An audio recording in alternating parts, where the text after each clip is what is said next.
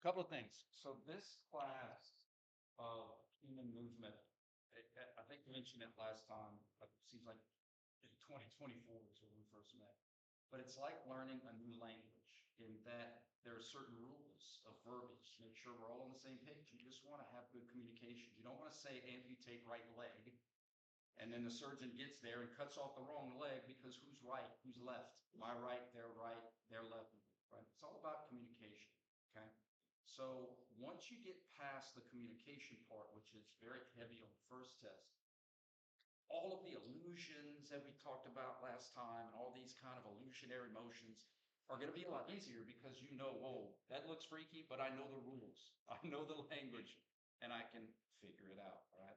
Like I said, there's no textbook that has 485,285 minus 4.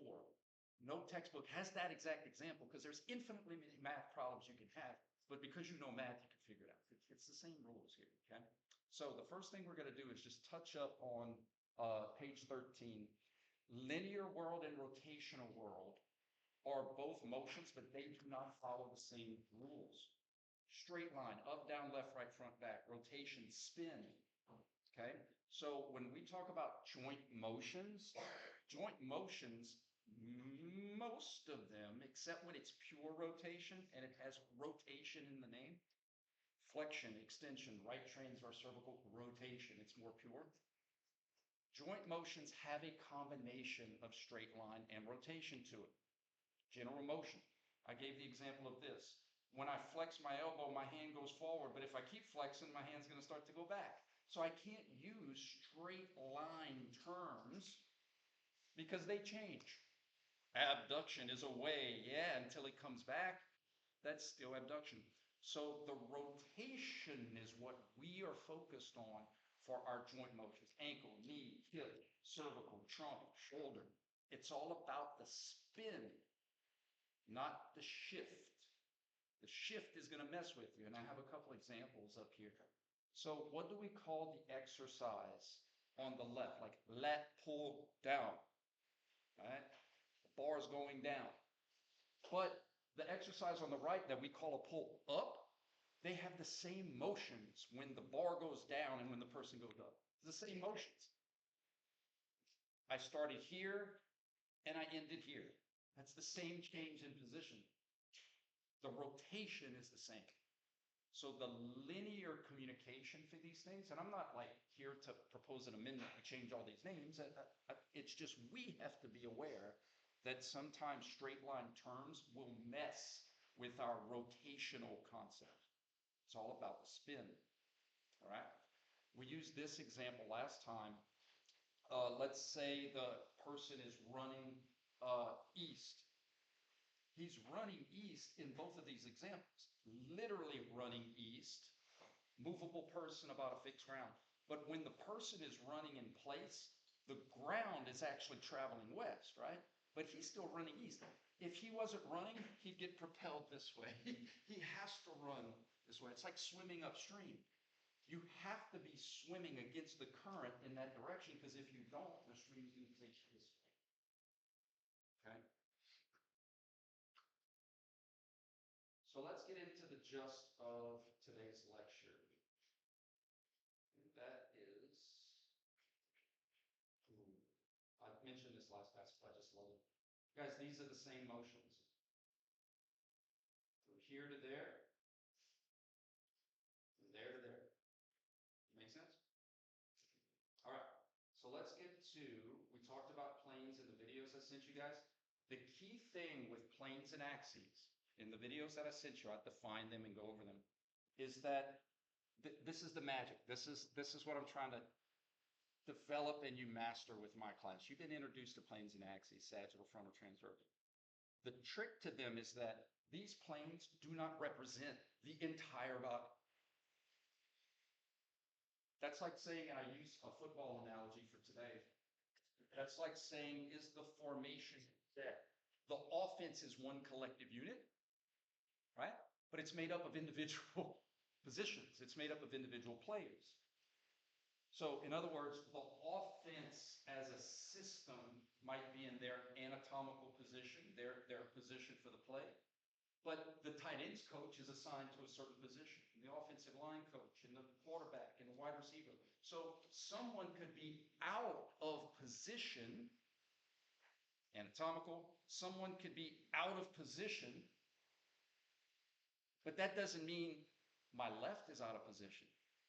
That doesn't mean other places aren't out of position. In other words, just because my wrist is out of anatomical doesn't mean my left elbow is out of anatomical.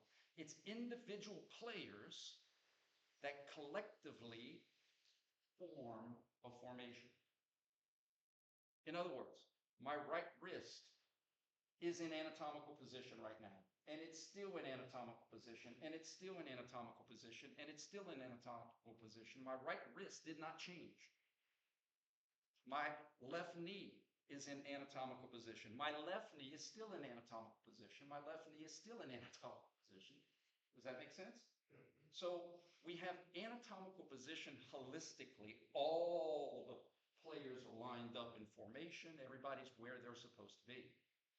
But that doesn't mean that we can't look at anatomical position joint by joint. We analyze motion joint by joint. We analyze position joint by joint. Okay? We know from life data, motion is change in position. We know this. We do it all the time when we give directions. Change in position, Lafayette to Lake Charles, moving west. Lake Charles to Lafayette, moving east. Lafayette, as I told you last class, is our layman's real-life example of home. UL is our home right now. So even though you may not be from Lafayette, this is where our classroom is, right? So now that we've established home, now things make sense because east now means relative to Lafayette. West now means relative to Lafayette. If we didn't do that, then we don't know what is east unless we have a reference, because Lake Charles could be east of Beaumont, right? We have to have a relative position. That's what anatomical is for our human motion. It gives us a universal start so that we can now say, this is east of anatomical. This is west of anatomical. Or in our world, this is flexed. This is extended. It's just substitution for rotational terms instead of what we're used to, and that's linear terms.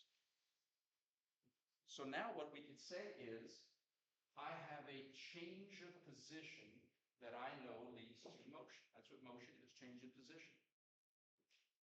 We have two very common positions in the human body. One gets talked about a lot, anatomical. Another one that I know you've heard of is fetal position.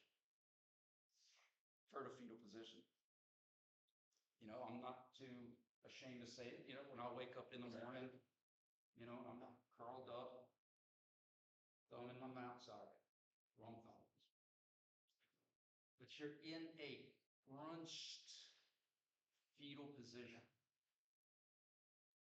And I don't mean to speak for Lindsay, you give your feedback, but one of the best things, easiest things I learned when I was your age is that the road to go from anatomical to fetal, you ever notice how we have a lot of joints that flex? A lot of joints that extend? Because they all share something in common. The road to get you into fetal is the sagittal rotation road. Think about it. I'm not going to get into fetal like this. Some things, it's all going to be in the same rotational dimension. This is where the light bulb hopefully goes off. The motion to go from anatomical to fetal is flexion. Flexion brings you to fetal. Flexion isn't about, well, because all rotation is angles, but do not learn flexion decreases a joint angle. Which angle? Because when I do this one got smaller, but this one got bigger. Is it the one in the front? Okay, that's cool. When I flex my knee, my posterior angle gets smaller. Does that make sense? When you play the angle change game, you better be really good at the plate. I'll give you more examples. if flexion is decrease of an angle, then that rule should apply to all planes. So if I bend my head to the right, this one got shorter, this one got longer. So this is flexion and then this is extension. It's the exact same mirrored position, just on a different side.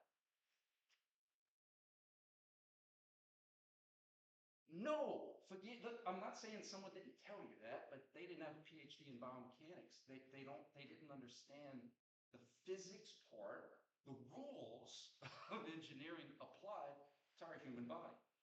And I'm not like, I'm just saying that's why a lot of this stuff gets confusing. Because in your mind, you're like, oh, I remember flexion is a decrease of an angle until it doesn't. Okay? So I'm going to give you rules, easy rules, practical rules. That's going to help us to understand flexion and extension. Flexion brings you to fetal. That's an easy rule. All the time. And on holidays and weekends. Flexion is the route we take to get to a new position. Just like west is a route we take to get to a new position. It's the same concept. And if we change our position one way and we call it this, then going back the other way must be something else. So if flexion brings you to fetal, extension must bring you further from fetal. How easy is that? And just like the football analogy, fetal doesn't mean every joint has to get into a flex ball position. My right wrist can get more into its fetal. My right elbow can get more into its fetal. My right shoulder can get more into this fetal. Would you say one of the most missed questions is that this is shoulder flexion, not extension? I don't blame your teachers. I blame ESPN. For years, ball player lays out in the outfield, full extension, right? Now, it may be full extension of my elbow, but darn, in the outfield, my elbow is probably already extended. I mean, I'm not playing outfield like this. Shoulder flexion. Let me prove it to you. Don't take my word for it. Fetal gets you into flexion. Finger flexion gets me more into a ball. Wrist flexion gets me more into a ball. Elbow flexion gets me more into a ball. Shoulder flexion gets me more in the ball. Or think of it like this. When you're in fetal and you're balled up, right? Like, look out, heads up. You're gonna get into a defensive fetal position. Probably not gonna look like this. You remember I did this example last time when I was showing you about translations and rotations where I did one thing after the other. So check this out. Heads up, look out. Ah!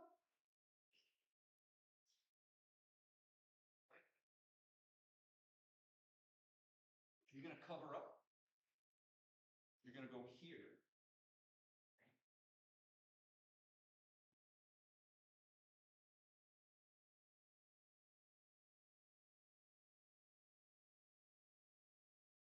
Do not assume.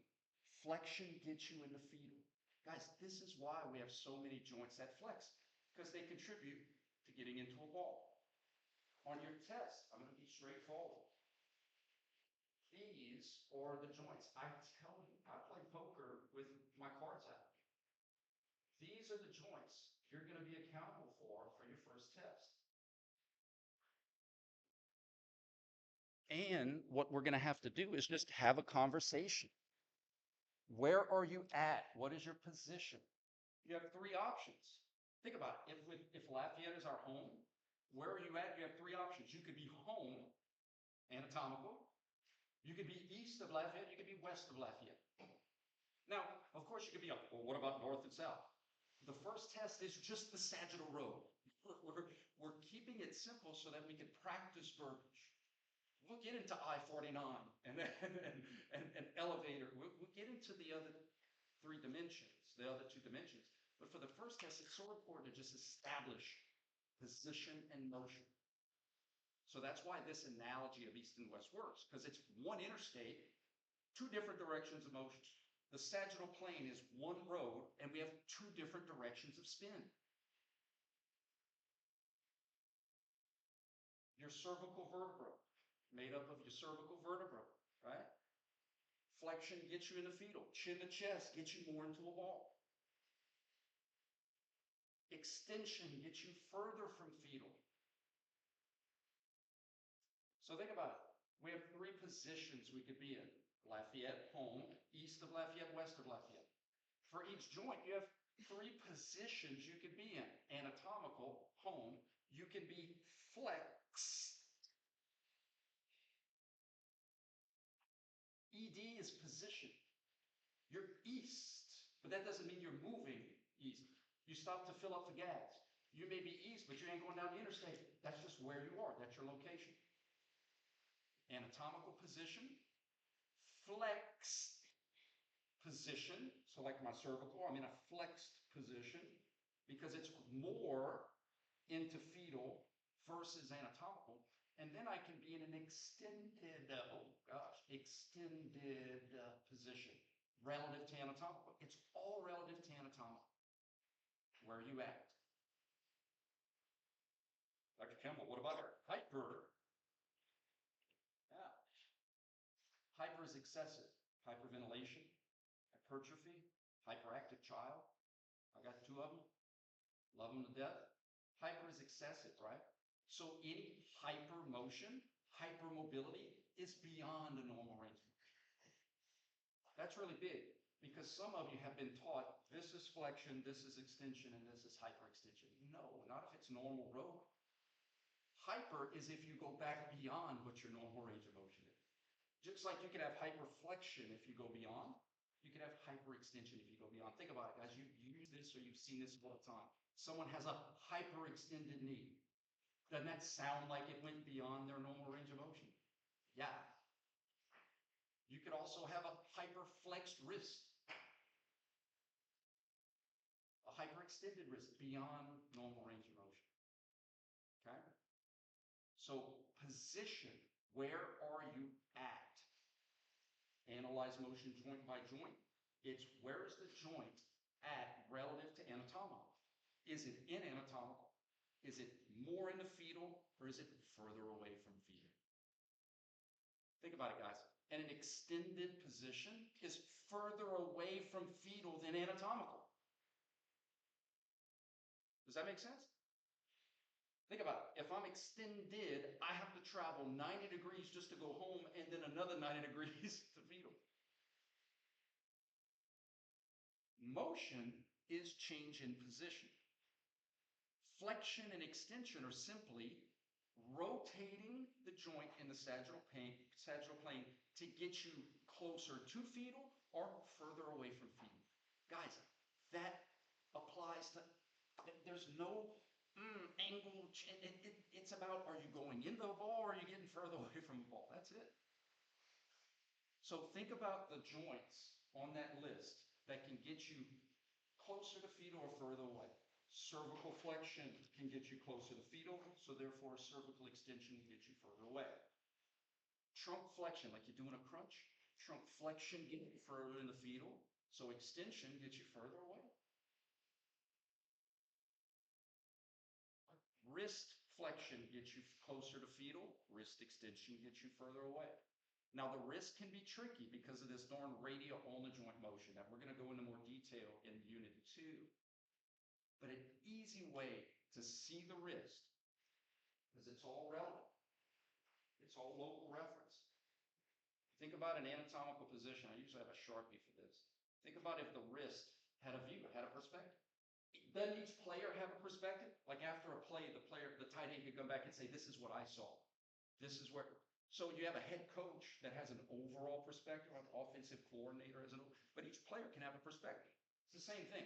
My eyes, my brain, that may be my coach, my coordinator, but all these joints are individual players on a team. So my wrist has a perspective. And just because I do this doesn't change that perspective. This is wrist flexion because it brings my wrist closer to fetal. This is also wrist flexion because it did the exact same thing. An easy cheat code is follow the fingers. It makes sense that this would be finger flexion, getting into a ball. Follow the fingers. The fingers will show you the wrist flexion. You guys remember when we would be in birthday parties and you'd have the little party favor, you'd blow it and go, remember that? It's the same thing.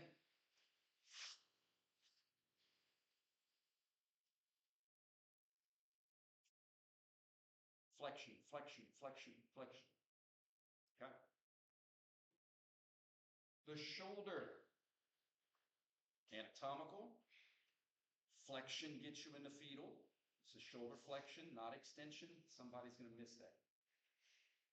And one of the rules, again, we analyze motion joint by joint. I think sometimes we miss it because we forget that if I'm looking at the shoulder, I'm not looking at the arm. The arm is just maybe there to distract me. It's literally this axis in the sagittal plane and this articulation of the humerus and the scapula. That's it. So I think what happens is people see this and they're like, oh, this is extended, or I don't know what they think about, but they want to say this is extension. Are we cool that this is flexion of the hip? So why wouldn't this be flexion of the shoulder? They follow the same rules. Make sense? So our hip can have flexion and be flexed. It can have extension. It could be an anatomical. It could be extended.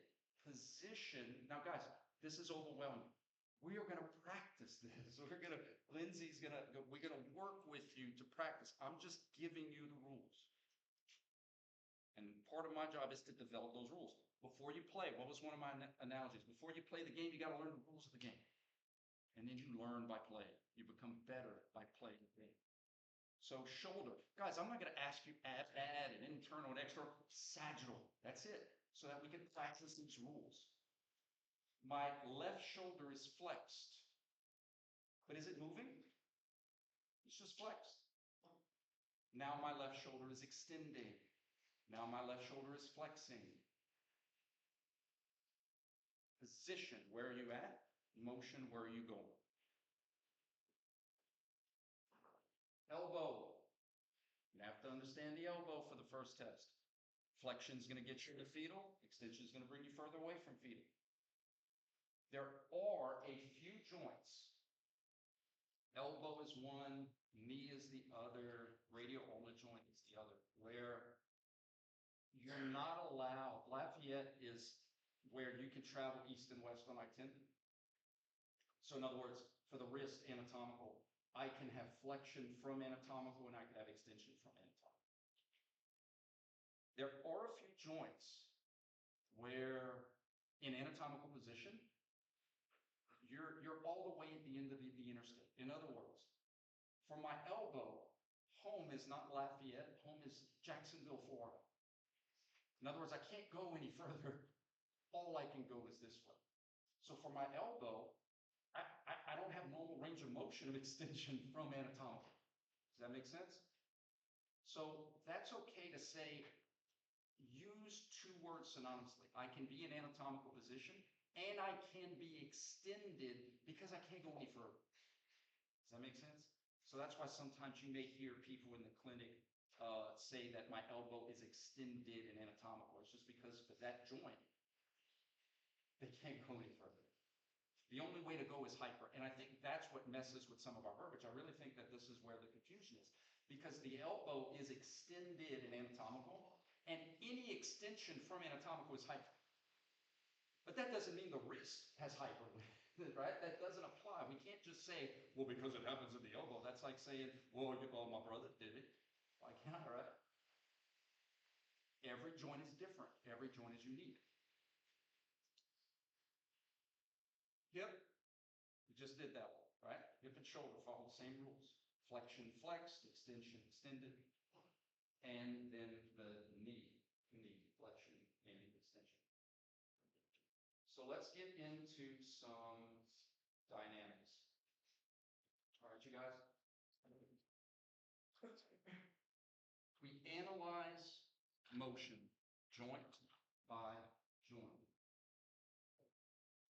That is to save us from making mistakes.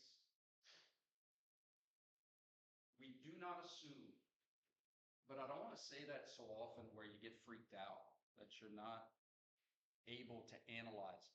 We can make educated assumptions. That's called inferences. We can infer, we can take in. That's like saying, if my son asks me for something, I might say, I wonder if you talk to your mom first, because I know it's kind of. So I'm going to go talk to her. Hey, did Brandon talk to you about this? I'm going to take in information. I'm going to stop, think, analyze, use the tools that I teach you. And then once you have that, you could say, now I have enough information that I can make an educated inference. Assuming just means you kind of jump right into it. And that's where we make mistakes. That's where we amputate the wrong leg or the wrong arm, because we just assumed, okay? So the first thing, this was in the previous lecture though, is that we don't assume, but we can infer. What we want to do, guys, is we want to narrow down. We want to start off by like claiming little victories. So what I mean by that is, if someone's asking me to analyze someone's motion and it's complicated, it's complex, it's someone shooting a shot or someone pitching or someone throwing, there's a lot of stuff happening. There's a lot of moving parts. So you know what I'm going to do? I'm going to say one part at a time. One part at a time. The ankle can only do certain things. The elbow can only do certain things. The shoulder can only do certain things. The cervical can only do certain things. But if I'll give you an example. If I'm looking at a right-handed batter, I'm Anakin Skywalker going into the team. It's not that simple. If I ask somebody, what's happening at the cervical vertebra when I swing a bat? I was a pitcher, not a hitter, so don't judge me kindly. And a lot of people may say, well, nothing happened because my head didn't move. Or they get distracted by the things that are moving. Guys, we do that all the time. How many of you are all of you are experts in some activity, physical skill, soccer, football, basketball, gaming? You all have to have an interest. True football fans, and I'm only using this analogy because they had the NFC and AFC playoffs. I'll watch the ball. That's how I'm up here. Just follow the ball. But true football fans, they're like watching the line. They're watching off the like they're watching all 22. They're not distracted by just following the ball, right? That's how we get sometimes when we're analyzing motion. We get distracted by what's happening here and not locking in on the question at hand. So as an example, this isn't going to be on your first test, but that example, the concept will. How am I positioned? If I want to analyze my cervical, where am I positioned? Am I an anatomical? No, because anatomical means my chin's lined up with my sternum in between my two shoulders. I'm looking to my left. That's where I started. If I stay looking at my left, this is what's going to happen. So in order to keep my eye on the ball, I actually had to rotate to my right. As my body is spinning to the left, my cervical had to rotate to the right at the same angular speed in order to keep my eye where it needs to be. Does that make sense? That's the magic of what I'm trying to teach you guys to do. So we look at this example. And we can't just follow the ball. Because following the ball can work sometimes, but it may not work all the time. In other words, it looks like it's moving and it is. That's easy. I'm not saying it's not important, but that's easy. The harder ones are, it looks like it's not moving, but it is. Or it looks like it's moving and it's not. That's what I'm talking about, not following the ball, seeing the nuance of the game and the play. So on the test, if I ask this top question, I think a majority of students will hopefully would get it right. What's your position? And for those of you watching or rewatching, I'm on page, what we got, guys, 13? Yeah, that's what I thought. 16. So on the test, these are the kind of questions you're going to have. Lindsay could tell you. Most of it is going to be position of certain. Where is it an anatomical? Is it flexed? Is it extended? What's the motion that happens? Now, when we talk about motion, you have to have context. My mom loves to stalk my dad. They're old. And so she fears for his safety because he's almost 80. So when he goes on route, she's like, I saw you just went south. Oh, where you? Oh, shit, up my baby. I'm just going to get some coffee. Like they're at that age.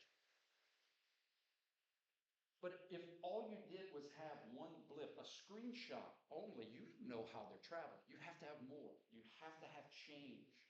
So that's on the test what I give you. I give you a start and I give you a finish. I give you a before, I give you an after. I say you start in Lafayette and you end in Lake Charles. I have to. I can't just say you're in Lafayette. How are you moving? That's like you giving directions to someone to meet you at Bourgeois. And they're like, come meet me at Bourgeois. And they're like, how do I get there? And you're like, where are you at? You have to have that information. I have to give you that information. So where are you at? His shoulders are flexed. And you know how to know that? Because they are more into fetal than in anatomical. They're in a flexed position. And if we want to get really specific, are you east or west of Lafayette? Well, how many miles east? How many miles west? That's why we use degrees and goniometers. I'm 90 degrees flexed. I'm 45 degrees flexed. I'm 100 degrees flexed. It's the same thing, just in a rotational context. So this is what I want to show you. It looks like it's moving, and it is. All day.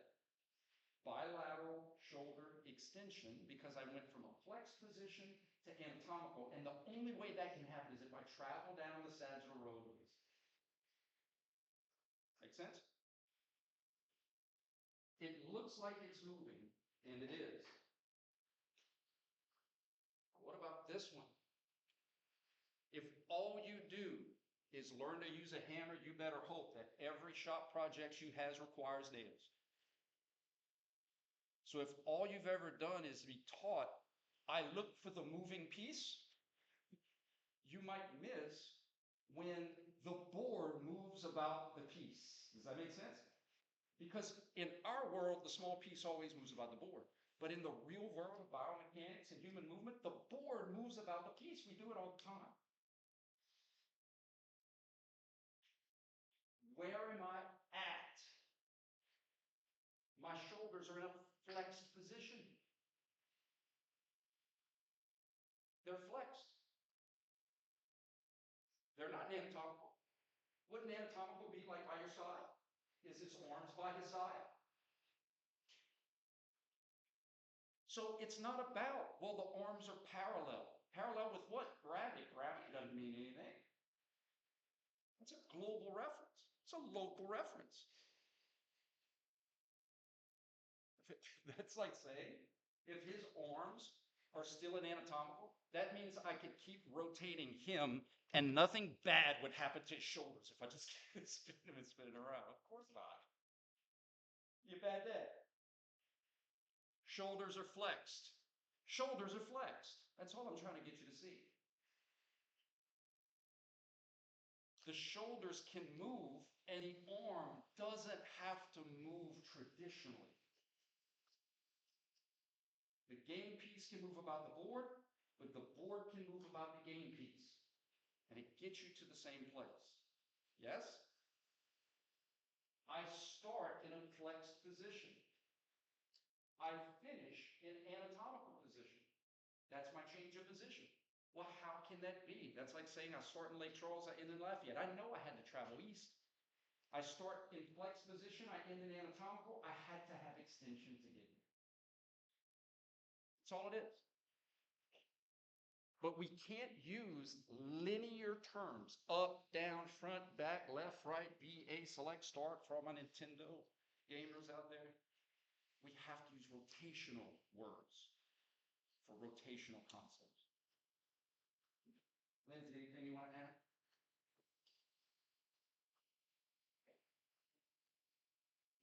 Please. Absolutely. So like the way that I figured out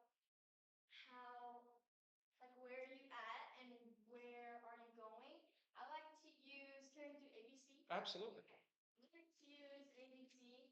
So I'll do A, keep it along, You guys see? plus B equals C. No, I think it was, really?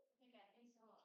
It might, you look back at my notes. So A is, start. Where are you at right now? So in this picture, I would do the one on the left, the shoulders, because we'll do each of these is for each joint. So I'll do, yeah. So my shoulder is flexed. So I'll write it's flexed. And then the B part is the motion. So that is how did you get there? But all we We're not contractions yet. right. Okay. So all we have is Can I jump in? yeah, all we have I was gonna do No, the you're- ending picture. You're good. So Where are you at? yeah, what did I Where did you go?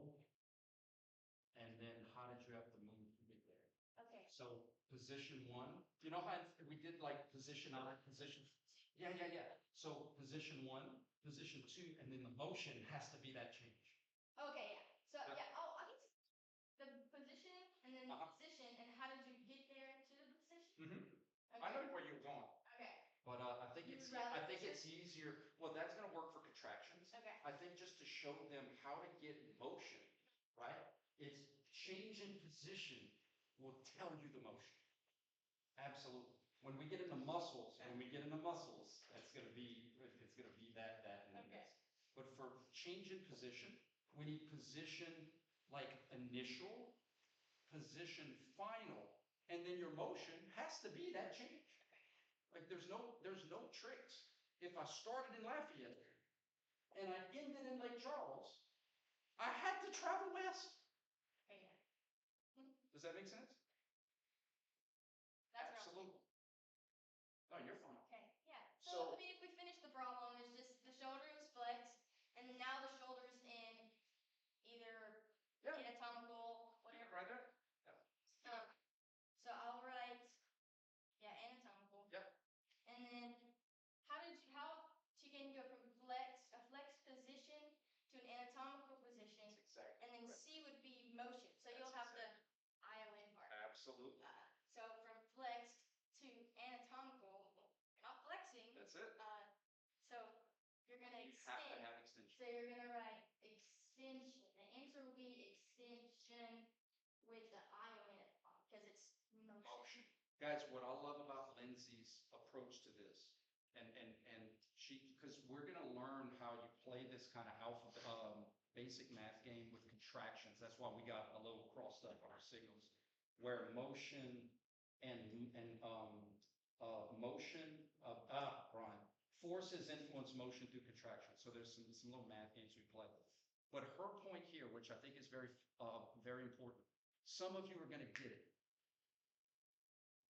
My computer is made for this stuff. Unfortunately for me, my computer is not made for 99.99% of the rest of the world.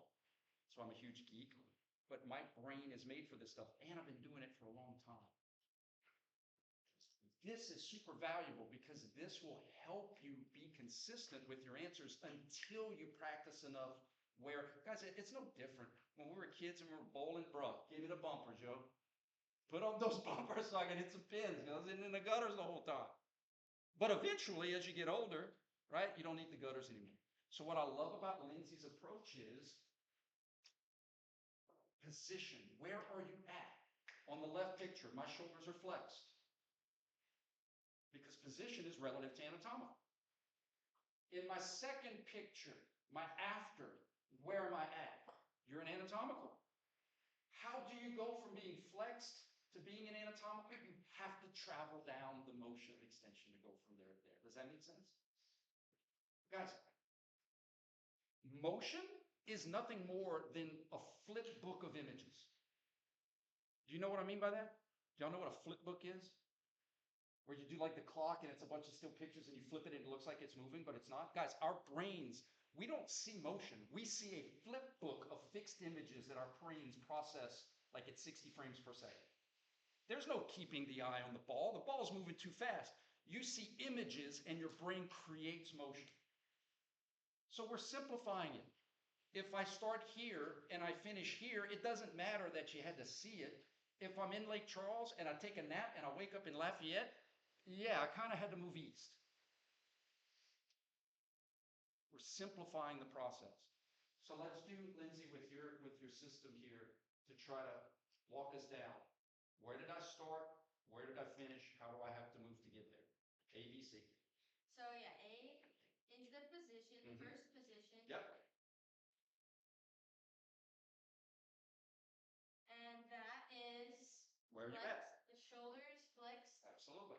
Flex with the yeah. Because it's just a Absolutely. position. This shoulder is not moving right now. I'm sorry. And then we'll go to B, the second position. Where is that? Anatomical. Absolutely. And then how did we get there? So we went from position 1 to position 2, flexed to anatomical. There's only one way to get there. Yeah. Guys, think about it. This is meant to save you from your catching your brain messing with you. If you go based off of, if you don't take this approach, which again is fine, I just want right answers. But if you say, oh, the shoulder didn't move, I must have not had any shoulder motion, because it's one of those illusions. But if you take this approach, a consistent approach, a method, where is the shoulder? Oh, it's flexed.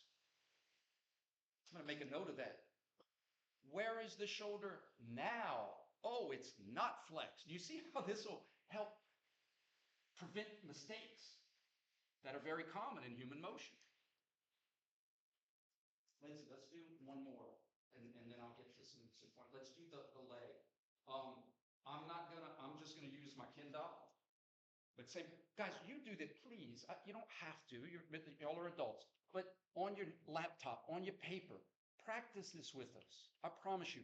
I see trends. I'm a pattern recognizer. Students that write, I give you scratch work for your test. And this is why I do it, so that you can eliminate answers or do your process. Students that take advantage of that score far better than students that don't. I'm not saying you can't, but I'm saying if you were going to take a math test, wouldn't you want scratch paper? Okay, let's do this one. We are going to analyze the motion of the right hip. Ken's right, not your right.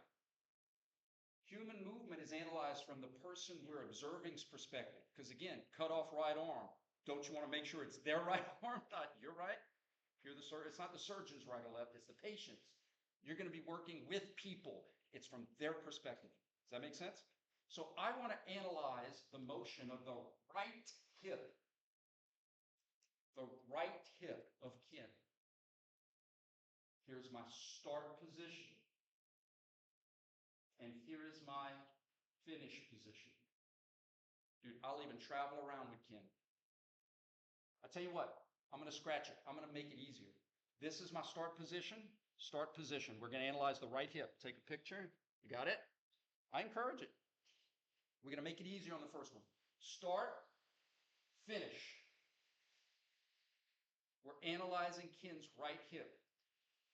Start position, finish position. And motion is just changing position. That's all it is. Guys, I get so excited about this stuff because I'm a geek. It's hard to analyze motion while it's happening. It's tough. So we have to take in the clues. If you're working with a quarterback or a ball player, things are happening too fast. That's why we have to usually slow it down with slow motion film. But when you're on the field, when you're an athletic trainer or a healthcare professional, you have to be able to use clues, context clues. Where was I at? Where am I now? So I know the motion kind of has to be that, right? That's what I'm teaching you. All right. Start, finish. I'm going to ask this question on the test.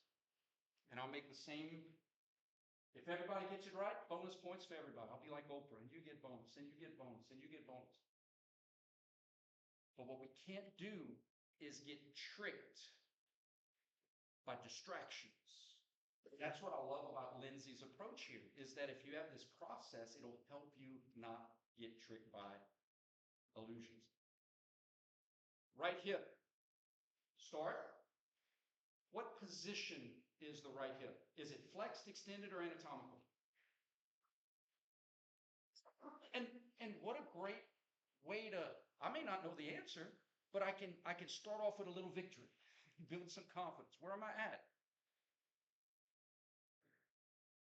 What position is the right hip now? It's either flexed, extended, or still in its anatomical.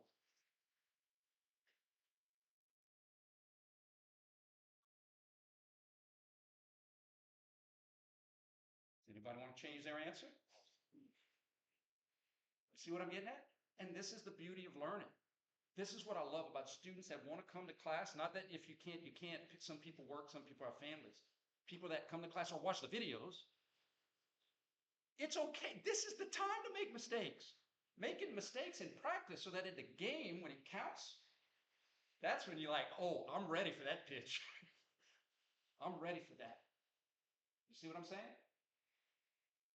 Anatomical, still in anatomical. Does that make sense? So if it started in anatomical and ended in anatomical, what motion happened to Ken's right leg, right hip? Nothing. No motion. Because hip motion doesn't mean leg go back. You see what I'm praying? I feel like I'm on the pulpit and the Lord said, hip extension does not mean leg go back. That's nothing to do with it. Ken could be in a cast. You could be in a cast, a hip cast. You couldn't move your hip if you tried. In this cast, I could still do this. You understand what I mean? Because that wasn't hip motion. It looked like it's moving, but it didn't. And the reason your brains want to fall for it is somewhere along your kinesiology journey, someone told you hip extension is when leg go back. Like we're doing kinesiology in a cave with cave paintings. No, extension can be leg go back, but extension doesn't have to be leg go back. I got no motion at all with leg go back. Or I could have extension with the leg not moving at all. That's extension. That's right, hip extension. My leg didn't have to go anywhere. The socket can move about the ball, not always the ball moving about the socket. Does that make sense? So Lindsay, I love this approach. It gives structure, it gives process, it gives consistency. And again, this may not be your cup of tea, but it works. Right? The last thing I'm going to say, I got 5 minutes. I told y'all at the beginning of the semester that I'm going to present at a conference in Las Vegas. I know it's a tough job. Dr. George, who I told you guys passed away in early December, when he would travel for things, he would say, I'm going to visit a sick aunt. And then one day the sick aunt was in Arizona, and the next day the sick aunt was in Florida, and then the next week the sick aunt was in Boston. So here's what we're going to do. Lecture, I got, this is most of the first test. First test is developing conversations and verbiage about position, change in position, and motion, specifically in the sagittal plane. It's the first step. It's a lot of illusions. I told you the joints you're going to be accountable for. The lectures that I give you to watch are going to develop those concepts. Every morning at 7:30, the doors won't be closed and locked, but Lindsay will be here to help practice, to help play the game, to deal out some hands. Let's play. And what I love is you may find your own unique approach. But what I'm trying to prevent, because it happens so often, is us to just assume. We're Pavlovian. We pattern recognize. That bell rings, we salivate. But we need to slow down when it comes to human movement and motion, because a lot of times the distractions of ringing the bell make us salivate wrong answers. Does that make sense? So look for your emails. I'll give you guys the lectures, and Lindsay will be here every morning to help practice. Okay? Y'all have a good one.